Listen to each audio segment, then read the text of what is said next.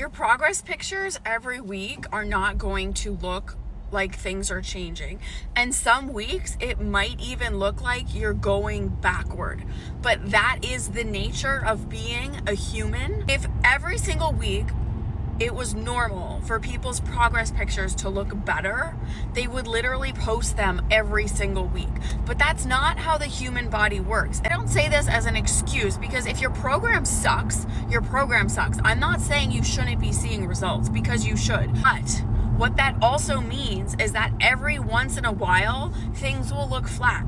Things will look the same, depending on where you are in your cycle. If you've pooped, if you ate dinner later than usual, if you didn't sleep, etc., your pictures might quote unquote debatably look worse than they did the last week. But that does not mean that you have not made progress. That does not mean that you are not growing muscle. That does not mean that you are not losing body fat. That does not mean that you are not improving your relationship with food, right? The scale is a single number. It's a single data point. So with the scale, with your pictures, with how you're feeling, pooping, thinking, digesting, performing, we use all of that data to say, is the plan that we currently have the right one? Or do we need to change things up?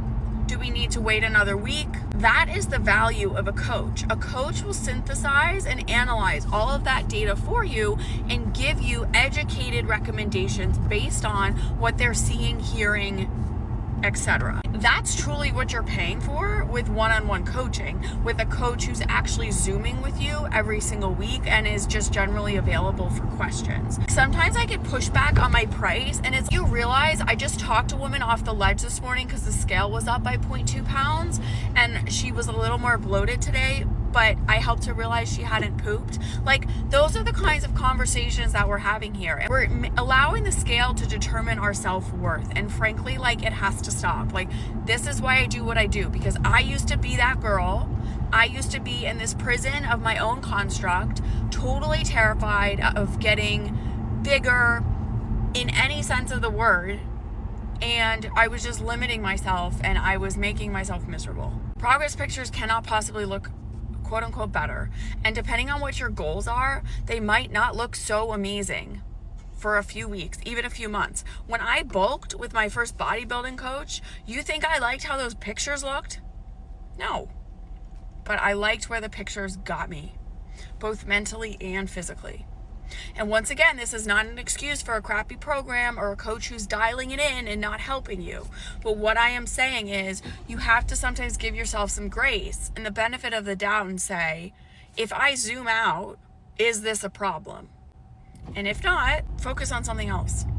If you are consistently not seeing results, you are consistently frustrated, you are consistently constipated, experiencing brain fog, like anxious, whatever the word is, that's a sign that things need to be updated and addressed.